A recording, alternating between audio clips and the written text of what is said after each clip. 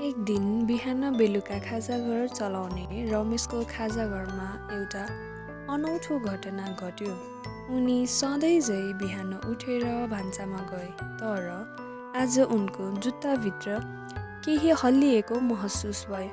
जुत्ता फुत्त फुकाए अनि त्यहाँबाट फ्याट्ट एउटा कालो ठाट परेको आँखा भएको ठुला ठुला पखेटा भएको साङ्ला निस्कियो।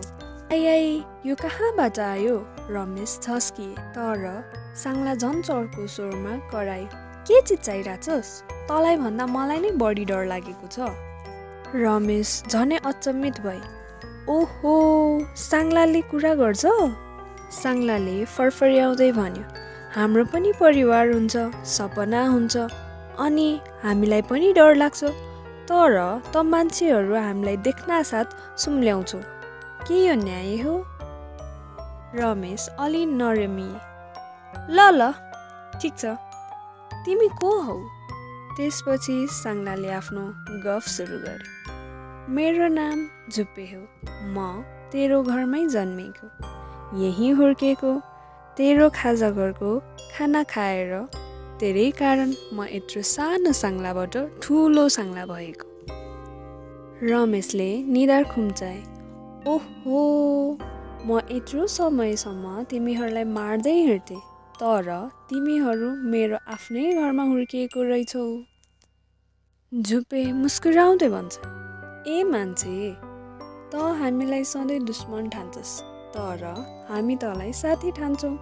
तँलाई थाहा छ, म तेरो खाजाघरको बाँकी फोहोरहरू खाएर सफा राख्न मद्दत गर्छु।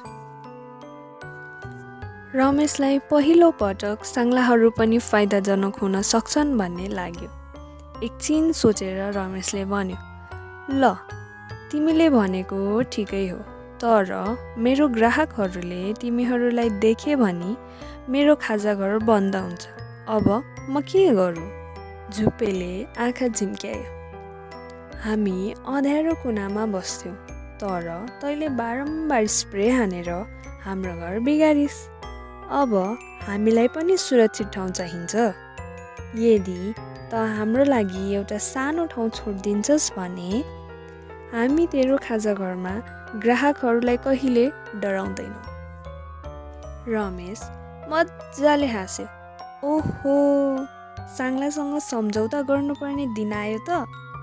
ल ठिक छ, तर एउटा शर्त छ, मेरो ग्राहकहरू आउँदा तिमीहरू देख्नु हुँदैन।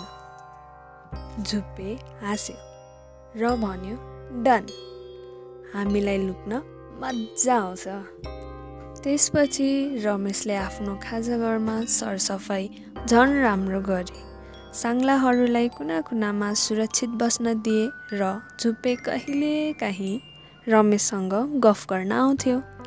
रमेश अब ग्राहकहरूलाई सधैँ सफा खाजा दिन्थे, तर उनलाई मात्र थाहा थियो उनको सरसफाइमा झुप्पेको टोलीको पनि हात थियो भनेर।